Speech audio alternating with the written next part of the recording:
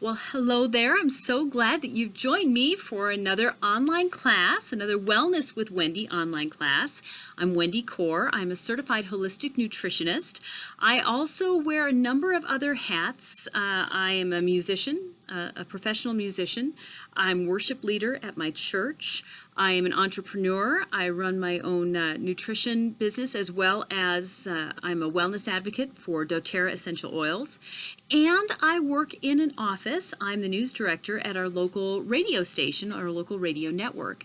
And so I know a little bit about workplaces, and that's what today is all about. Today is all about healthy employees, which equal a happier workplace. So I hope that you've brought a pen and something to write with, because that's what we're going to be doing today. We're going to be hopefully taking some notes that you're going to be able to implement and taking some action steps on at your workplace. Because honestly, a huge portion of our lives revolves around our professions. So when it comes to being the healthiest version of ourselves, creating healthy habits around the office really is an integral piece of that puzzle. So my job here is to kind of start you thinking and facilitate a conversation. Even though we're not going to be talking back and forth, I really want you to take some of these questions to heart and maybe take them to your workplace. Maybe you're a supervisor and you will get some real benefit out of this information that you can then maybe implement to get a more productive workplace, to have more productive, happier employees. So I'm just going to kind of give you a little bit of information and some statistics that might make you realize that implementing healthy habits in your workplace is something that is very profitable for businesses. I mean, honestly, unhealthy employees cost their employers $73.1 billion per year, and they file twice the number of workers' compensation claims. Employees who eat healthy, on the other hand, are 25% more likely to have higher job performance. And that same survey also found that employees who exercise for at least 30 minutes 3 times a week are 15% more likely to have higher job performance. Plus, think about this, healthy employees take fewer sick days. Absenteeism is 27% lower for those workers who eat healthy and who exercise regularly. And on that same note, employees who eat healthy and exercise actually, that impacts the health of their family as well. So when people learn new habits like cooking at home, exercising regularly, often that carries over to their families, which means, again, fewer sick days. So those are great kind of statistics to let you know that this really does make an impact on the profitability of any business. There was a quantum workplace report done that showed that employees are 14% more engaged when provided time off to recharge, 10% more engaged when provided healthy food options, 18% more engaged when provided time for healthy activities, and 18% more engaged when they're provided with a flexible schedule. So again, those are just some statistics that kind of show that prioritizing our health, where we spend so much time, prioritizing our health at work, is really very important. So when it comes to improving, though, workplace health, we're not talking about dramatic steps here. Instead, small changes in behaviors and in the environment are really more than enough to start reaping those benefits.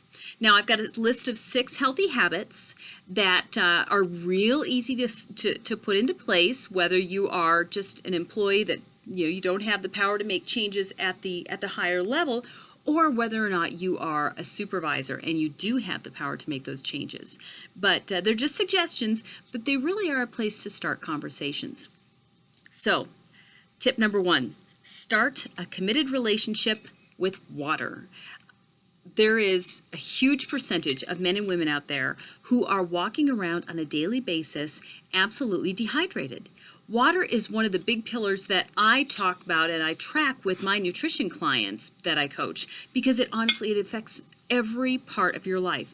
When we're talking about afternoon hunger cravings, random headaches, general feelings of fogginess, brain fog, all of that can be attributed to dehydration. But Also, staying hydrated improves your rate of weight loss, your mood, your brain functioning, and your energy levels. Think of your brain like a sponge. When it's dehydrated, it's kind of shriveled. It doesn't work very well. The same thing with your cells. All the cells in your body, they don't have enough water. They can't function properly. So staying hydrated is absolutely essential, whether you're at a workplace or whether you're not. But it's real easy to do at a workplace. There's a gal at our office who brought her water bottle to work, and she had marker lines across her bottle. So by, for example, 9 in the morning, she would have drank down to this level. By 10, she's drank another cup. By 11, another cup. And then she refills it halfway through the day. And so then she starts over. By the time she's done, she's drank 8 glasses of water, which is 64 ounces, which really is the minimum that most people would recommend for every human being to have. Actually, there's whether or not it's true, whether or not it's been scientifically proven, the generally accepted advice is to drink half your body weight in water. So if you in ounces of water. So for example, if you weigh 150 pounds, then you would want to drink 75 ounces of water.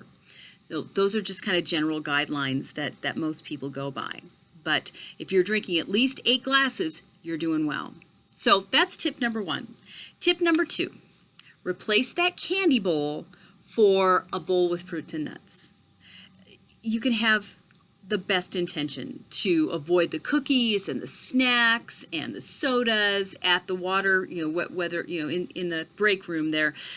But after a stressful day, after a stressful few hours of calls, emails, working on the computer, resisting those foods just isn't all that likely. There's a concept out there called decision fatigue, where you have to make so many decisions throughout your day that when it comes to deciding whether or not you're going to take those unhealthy snacks or you're going to avoid those unhealthy snacks, your brain just gives up and you go for what's easy and what just sounds good at the time. So instead of fighting with your natural impulses there, it's better to design an environment that's set up to help you succeed. So since you're probably going to snack, most people do, you can prep for this by having your own stash of healthy snacks around. Instead of impulsively reaching for the nearest foods, which is often the break table full of junk food, instead reach for fruit and nuts. So get some whole nuts. I've got raw cashews here. They're not roasted, they're not salted. Almonds, walnuts, any of those are great. An apple. That's so easy to put into your bag when you leave the house in the morning and just set it in your desk or go put it in the refrigerator. An apple and some nuts. That's crunchy, it's sweet, it's got that richness that so many of us look for in a snack. If you're really craving something sweet, tell you what, medjool dates are the bomb. Have some medjool dates. They are as sweet as a caramel. They're so much better for you. They do not impact your blood sugar like candy or other sugar-laden treats do. And again, dates and nuts, very rich, very satisfying. And you can keep these in your desk. So that's just an easy way to where you won't get derailed by the snacks, by the candy, by those other really unhealthy things that will cause your blood sugar to spike and then to crash. So those are really, plus it gives you nutrients, vitamins, minerals, and provides that energy that you need when you're in the middle of the day. So that's tip number 2. Tip number 3, implement standing and small activity breaks. I mean, your body needs breaks to recharge. When you sit for excessive periods of time, then you are more sedentary. That increases your risk for diabetes and heart disease, and it also potentially can cause you back pain. So a simple strategy is just to set your alarm for every 30 minutes and just stand. Even if you're in the same area, even if you don't go anyplace, this break for just 5 minutes helps your back, shoulders, your hip, your neck. It also decreases your sitting time. And then during this break, if you want to, you can take a stretch, take a walk, go refill that water bottle, anything that's going to get your mind readjusted and your body refreshed. So that's tip number 3. Tip number 4, pay attention to your posture.